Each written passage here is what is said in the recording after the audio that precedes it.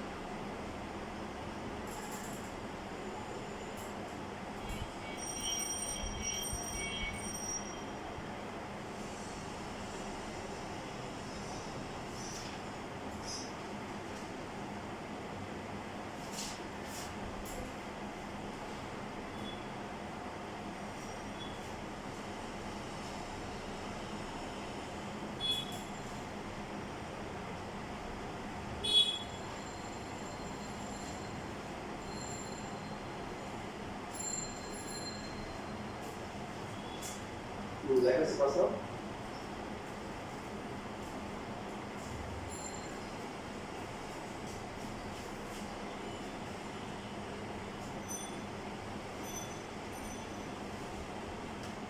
সবার হয়ে গেছে?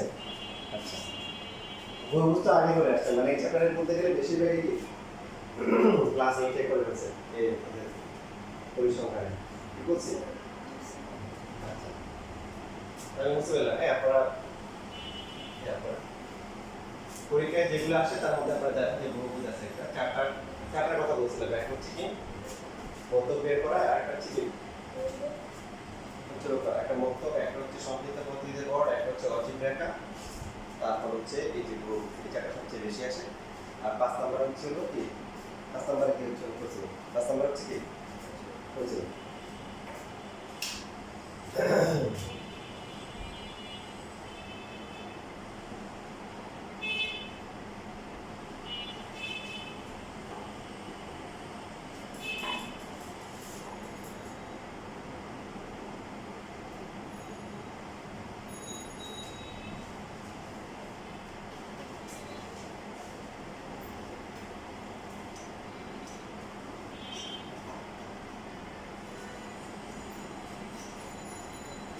তাহলে প্রথমে আমাদের যেটা করতে হবে সেটা হচ্ছে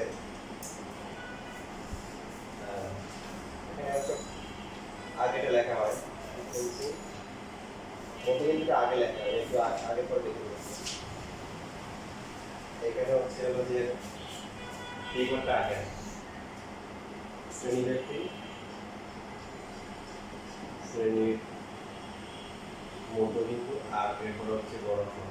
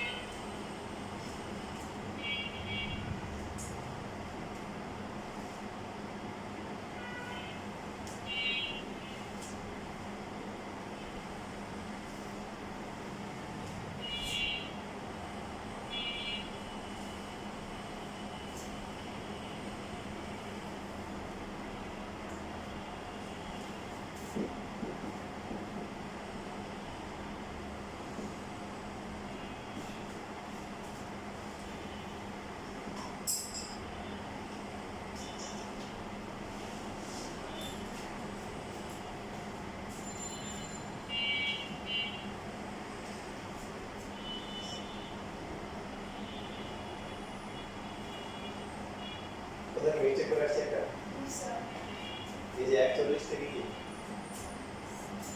আচ্ছা আমি এখানে করে বলি 31 থেকে 40,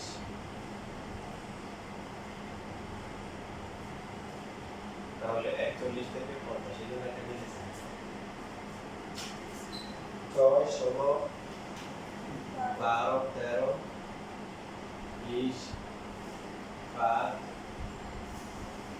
4, 3, ঠিক আছে? শ্রেণীর মধ্যবিন্দু কত হবে? শ্রেণীর মধ্যবিন্দু কিভাবে বের করতে হবে? এটার যোগফল ভাগ 2। হ্যাঁ, তাহলে 11 আর 20 যোগ করে যদি ভাগ করলে কত আসে?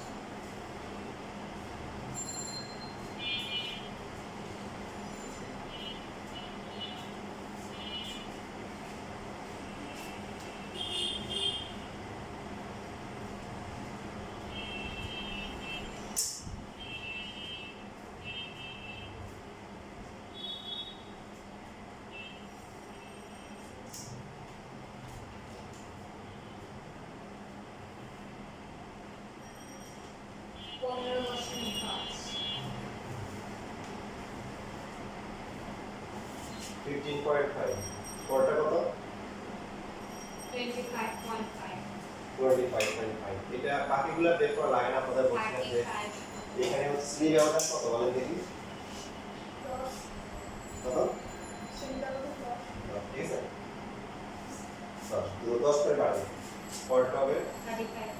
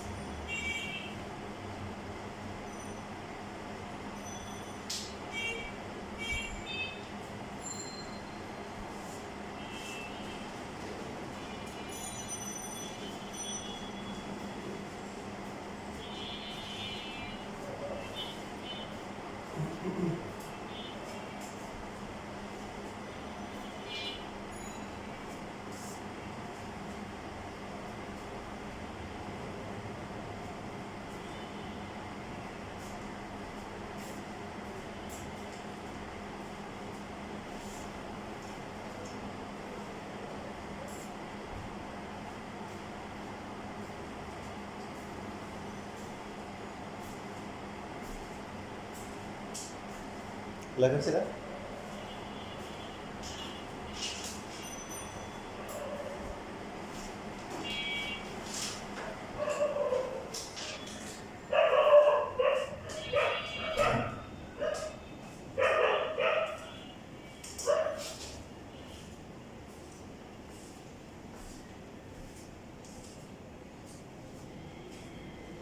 শেষ।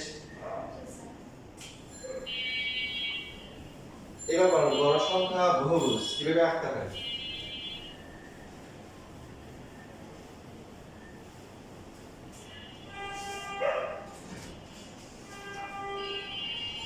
গ্রাফ আঁকতে গেলে এইদিকে নিতে হবে শ্রেণীর কি মধ্যবিন্দু, আর y অক্ষ বরাবর কি নিব?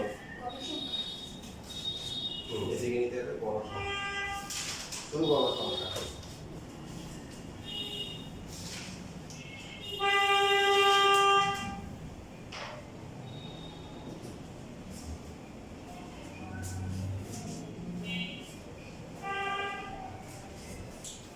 তাহলে মধ্যবিন্দুর প্রথমে কোনটা আসছে?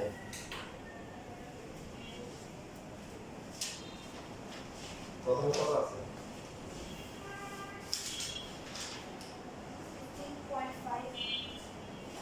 15.5 আর শেষে কত?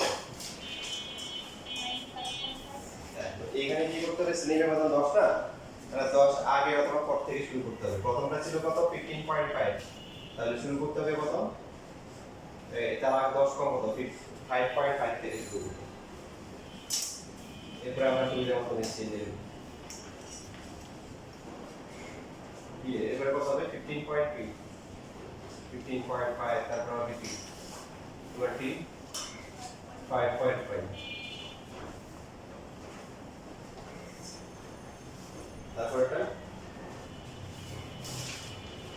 35.5, 45.5, 55.5, 65.5, 75.5, 55.5, 95.5, তারপরটা কি 105.5। শুরু হয়েছিল বেসিক্যালি 15.5 থেকে শুরু হয়েছিল, আর শেষ হয়েছিল কোথায়? 90.5। আমরা যেটা করবো যে এর আগের শ্রেণীর মধ্যবিন্দু এবং পরবর্তী শ্রেণীর মধ্যবিন্দু নিব। কিভাবে নিব? যদি 10 করে বাড়তেছে, সো 15.5 থেকে 10 পিছনে গেলে 5.5 হবে, আর 95.5 এর 10 পিছনে গেলে কি 105 হবে। 105 গণসংখ্যা সর্বোচ্চ এখানে আছে কত? 20 না? ঠিক বলছি না? অন্য কিছু? তাহলে এটা দিলাম 10, এটা হচ্ছে 20। এবার এখানে একটা প্রশ্ন থাকা দরকার। তার মধ্যে একটা প্রশ্ন এইভাবে থাকতে পারে, যেটা হচ্ছে যে এখানে তো 5 তো ছোট, এটা ভাঁজ করার কি দরকার? আমার কথা বুঝেন নাই? আমরা তো 0 1 2 3 4 5 আগে যেমন ছিল 30 থেকে, তাহলে মাঝখানে অটো ফাঁকা, আমরা ফোল্ডিং করে নিয়েছি, ভাঁজ করে নিয়েছি, খাস করে নিয়েছি। আমার কথা বুঝছেন? মানে আপনারা তো প্রশ্ন করতে পারেন না, কিন্তু আমি যে উল্টা আপনাদের প্রশ্ন করতেছি এটা লজিক্যাল কিনা? যে 5 তো ছোট, 5.5 ছোট না, তাহলে ভাঁজ করার দরকার আছে? আছে, কিন্তু আছে কেন এটা পরে বলতেছি।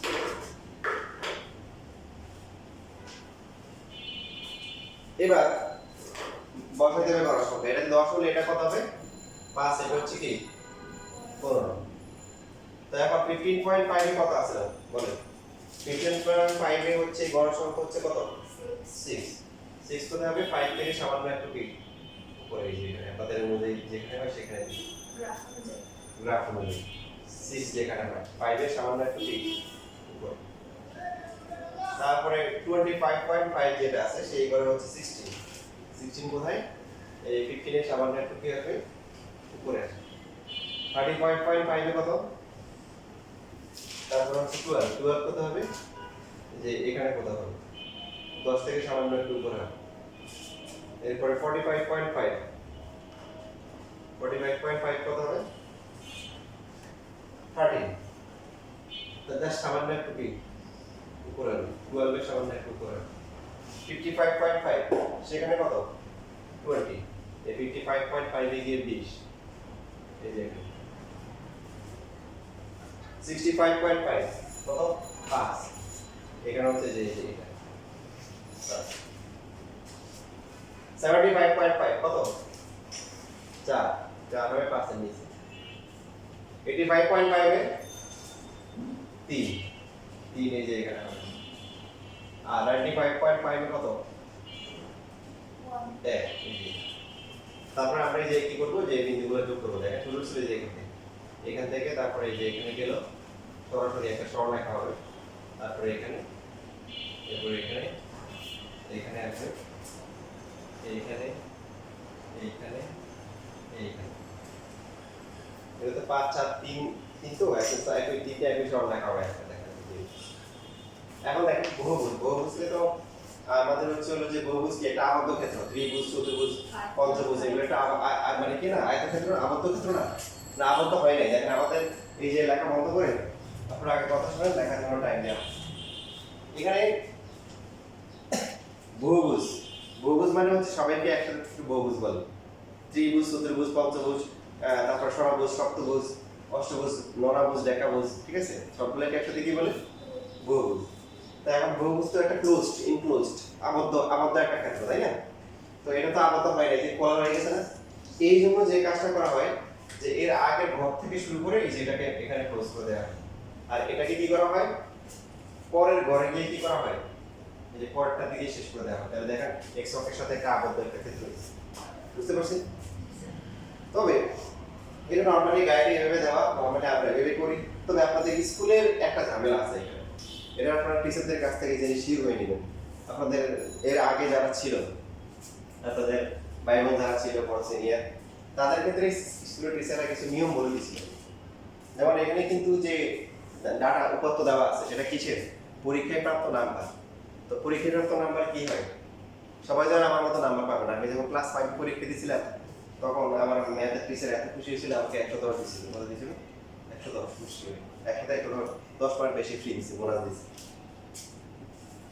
আবার ক্লাস 7 এর ম্যাথ পরীক্ষা তো পরীক্ষা মোটামুটি দিয়েছি এত ভালো হয় না পরীক্ষার কারণে আমি অনেক খুশি ওয়াও কি সুন্দর নাম্বার 92 এত পেলাম কেন ধরো ভালো করে দেখাই দেখি যে না 29 জীবনে প্রথমবার ফেল করছিলাম ক্লাস 7 এই জন্য আমার মনে আছে প্লাস মাইনাস সামান্য কাটাকাটি করে সব জিরো বানিয়ে দিচ্ছে আইডিয়াল স্কুলের মতো তো এখন এখানে যেটা বলতেছিলাম তো এখানে আপনাদের এখানে একটা কথা টিচার একটা কথা বলে দেখেন আপনার যদি এটা ওজন হয় ওজন 100 বেশি হতে পারে না যারা স্টুডেন্ট যারা আছে তাদের ওজন হচ্ছে 100 এর মধ্যে সীমাবদ্ধ বাট বাস্তবে তো ওজন কারণ 120 কেজি 30 কেজি হতে পারে কি পারে না উচ্চতা যে কোনো কিছু হতে পারে যে লিমিট দেওয়া আছে কিন্তু পরীক্ষায় প্রাপ্ত নম্বর তো আর 100 বেশি হবে না তো সেই জন্য এইখানে আপনাদের টিচাররা যে কাজটা করে যে 105 এর আগে এটা 95 পয়েন্ট কোথায় গিয়ে ব্রেক করে 100 তে গিয়ে ব্রেক করে এখন এটা হচ্ছে এটাতে করবেন নাকি এটাতে করবেন তারপরে টিচারদের কাছে কি হয়ে যাবে শিওর হয়ে যাবে এখন আপনার দেখবেন টিচার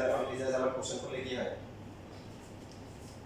রাগ হয় যারা রাগ হয় না ওদেরকে জিজ্ঞাসা করে জেনে নিবেন আর যদি আনসার না পান তাহলে আমি যেটা বলছি এটা যে 100 তে গিয়ে ব্রেক করবেন নরমালি নিয়ম কিন্তু হচ্ছে যে এটা যদি মনে করেন শেষ হতে 85 বেগে যাবে খেয়াল করেন চার দেওয়া ছিল 85 বেগে তাহলে আপনি একদম বরাবর 90 কি এখান থেকে 95 বেগে ব্রেক স্টপ করবেন কিন্তু শুধুমাত্র পরীক্ষার কোন ক্ষেত্রে বলেন পরীক্ষায় নাম্বারের ক্ষেত্রে কি ক্ষেত্রে পরীক্ষার কি নাম্বারের এরপরে আবার মনে করেন যে এটা হলো একটা বিষয় আবার মনে করেন যে কতগুলো ভালো করে খেয়াল করে এবং যেটা চেক করবেন যদি পরীক্ষার এরকম নাম্বার দেওয়া থাকে 0 দেওয়া থাকে 100 দেওয়া থাকে পারলে অ্যাভয়েড করবেন কারণ যেহেতু এখানে দ্বিমত আছে সবাই হচ্ছে একমত মানে বইয়ে বা গাইডগুলোতে কি করা আছে যেমন এখানে যে 105 এ গিয়ে মিলাই দিচ্ছে অন্যান্য যদি লিমিট দিয়ে মনে করেন 70 বা 80 দিকে শেষ হয় তখন তো আর সমস্যা নেই আছে আবার মনে করেন যে এরকম হচ্ছে যে মনে করেন যে এরকম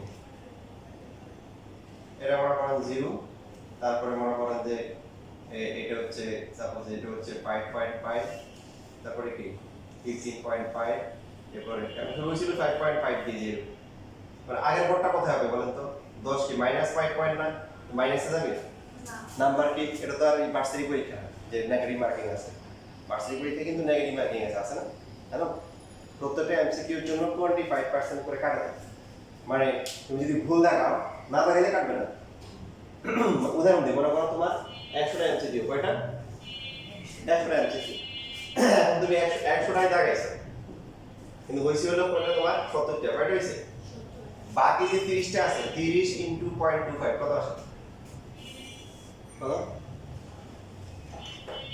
30 ইনটু 0.25 নম্বর বেশিরভাগ ক্ষেত্রে 25% কাটা যায় 7.5 এই তোমার এই 70 থেকে পাওনা থেকে খুব পুঁজি থেকে আরো কি হবে 7.5 প্লাস মাইনাস যদি এমন হয় খেয়াল করো 62.5 যে মেডিকেলে দেখা যায় যে 0.5 এর জন্য কিছু সিরিয়াল কি 100 200 পিছনে চলে যায় মেডিকেল পরীক্ষা দেওয়া তো এখন যদি এমন হয় যে আপনি 100টার মধ্যে 70টা দেখাচ্ছেন কিন্তু বাকি 30টা ধরন নেই তাহলে কত পাবেন তাহলে 70 পাবেন কারণ আপনার কোনো ফল্ট কাজ করার নেই কথা বুঝছেন আচ্ছা তো এক ছেলে আমার কাছে 100 ভাই ছিল পরীক্ষা দিয়ে আসছে তো ভাই তো সায়েন্সে যারা স্টুডেন্ট থাকে কিছু বিভাগ থেকে সায়েন্স কমার্স আর সবাই পরীক্ষা দেয় জানেন তো নাকি কিছু ভাগ থাকে তো সে জানি না ওখানে পরীক্ষা যখন দিতে বসছে দেখেন যে না হবে না চান্স কি হবে না কি করছে এখানে এরা কথা শোনো পড়ার লেখা জন্য হবে সে সবগুলো লাগাইছে তার মোটামুটি সে হবে না সব লাগাই আসছে আসার পরে এখন ফ্রেন্ড যারা আসলে মিলাচ্ছে তুই কত পাবি বেটা আমি পাবো কি ভার্সিটি আমার কাছে উল্টে আরো 25 পাবে মানে ও বললো যে ওর একটা লাগাইছে একটা হয়নি তো যে একটা লাগাইছে একটা হয়নি সে পাবে কত জিরো পাবে না সে তার মাইনাস না তো এখন সে বলতে আমি পাবো কি ভার্সিটি আমার কাছে উল্টে আরো 25 পায় কিছু কিন্তু ভাবনা পরে সে আবার কিন্তু ইয়েতে মানে ঢাকা নেবার কিন্তু আইবিতে সার্চ পেয়েছে এখন এখানে হচ্ছে দেখেন এই যে কিছুটা খেয়াল রাখেন তাহলে যদি 0 থেকে দেওয়া থাকে তাহলে আমরা কি -5.5 এ না দিয়ে কি করব এই যে এটা 5.0 থেকে কি নেব এই দুটো নিয়ম মনে থাকবে কারণ আপনাদের পরীক্ষার নাম্বার তো কেউ মাইনাস পায় তাহলে শেষ কোথায় যদি দেয় যদি আমরা এখানে 0 দিছি এখানে 100 দিছি তাহলে দুইটাই কি করতে হবে একসাথে দুইটা কাজ করতে এখানে 0 দিয়ে মিলাইতে পারে এখানে মিলাইতে হবে কি 100 তে 5.5 এর যদি নিচে যায় তাহলে মাইনাসেই চলে যাবে ওই 0 এর পাশে না হ্যাঁ নরমালি আমরা যে দেখেন এটা 15.5 এটা 5.10 না এটা 10 কমে গেলে কত -5.5 না তো এই জন্য হচ্ছে এখানে না এসে করে আসবে 0 থেকে শুরু হবে ঠিক সেম ভাবে যেটা বলছিলাম যে এটা হচ্ছে 95.5 পরটা কি 105.5 বাট পরীক্ষার প্রাপ্ত নাম্বার কি হয় না 100 এর বেশি হয় না তো আমরা কি করব এখান থেকে এখানে না কি করব 100 থেকে গিয়ে কি ব্রেক করব বাট অন্য বোর্ডের ক্ষেত্রে যেটা বললাম সেই ক্ষেত্রে কোনো ঝামেলা নেই তো ঝামেলা নেই একটা দেখাচ্ছে আপনারা তাহলে এই জায়গাটা শিওর হয়ে নিয়ে এই যে এখানে দেখা শেষ আচ্ছা তো লিখছো লিখে নাও সময় দিচ্ছি সময় লেখা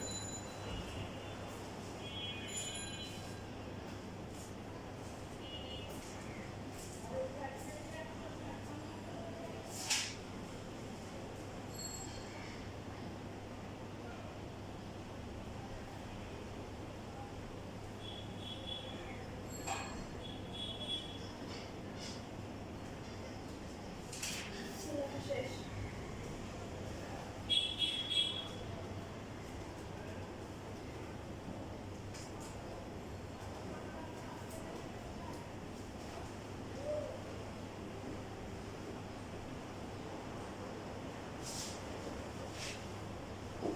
এখন যে ম্যাপটা করছি করতেছি আমরা সেটা হচ্ছে রাজশাহী পটুয়াটি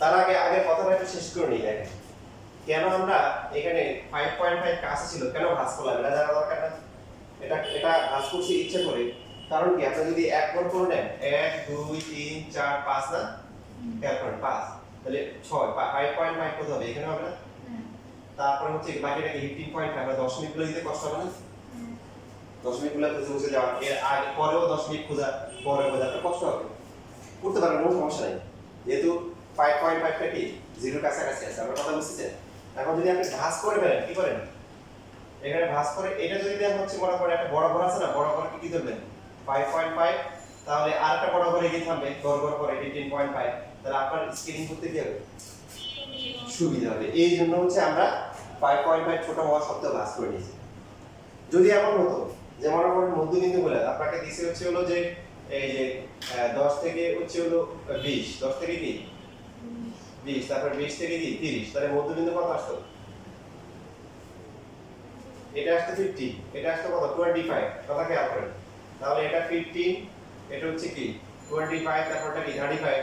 সেই ক্ষেত্রে আপনি ভাঁজ না করলেও কি কথা খেয়াল করেন, ভাঁজ না করলেও কি চলতো। তাহলে তখন মানগুলো সুন্দর, তখন ডাইরেক্ট এটা এইভাবে দিতে পারে।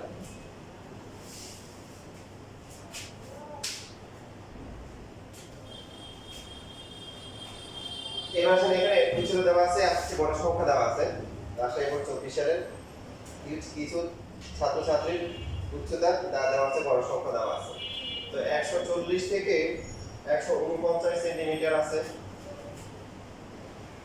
এরকম স্টুডেন্ট আছে হচ্ছে কয়জন? 7 জন। তারপরে 150 থেকে 159 এইখানে হচ্ছে 15 জন। আপনারা শেখার জন্য করেন, পরীক্ষার সময় যেটা বললাম পরিসংখ্যান দুইটা থাকবে, যেটা ঝামেলা মুক্ত ওখান থেকে একটা আনসার করার চেষ্টা করবেন। ত্রিকোণমিতি আর হচ্ছে পরিমিতি থেকে দুইটা আনসার করার জন্য বা বীজগণিত থেকে দুইটা আনসার করার জন্য। জ্যামিতি একটা, ত্রিকোণমিতি অথবা পরিমিতি দুইটা, অথবা হচ্ছে কি বীজগণিত থেকে দুইটা আনসার করলে বাকি সবগুলো থেকে কি একটা একটা আনসার করলে চলবে। ত্রিকোণমিতি আর পরিমিতি তো একসাথে থাকবে না, একসাথে থেকে তো একটাই দিতে হবে না? না, দুইটা দেওয়া যাবে না মানে যদি পরিমিতি পায় তাহলে তো পরিমিতি একটা দিতে হবে। এটা বলতেছে।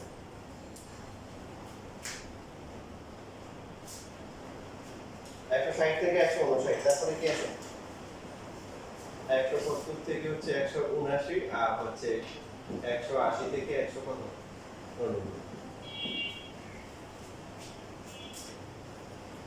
তো এই যে এখানে হচ্ছে 7 বড়, এখানে হচ্ছে হলো যে এটা আমাদের এভারেজ ম্যাক্সিমাম হাইট এরকম থাকে, এখানে 12 আর এখানে হচ্ছে হলো 8। কি করতে বলছে? বড় সংখ্যা বহুভুজ অঙ্কন করো। মধ্যপাতের কি বড় সংখ্যা বহুভুজ অঙ্ক করো। দেখেন এখানে কোনো ঝামেলা আছে? শুরু করছি কত থেকে? 140, তাহলে মাইনাস হওয়ার চান্স আছে উচ্চতা? না নাই। আর উচ্চতা যদি বড়টা যদি বেশি হলে সমস্যা আছে? না। তাহলে এটা সুন্দর করে ফেলেন সবাই।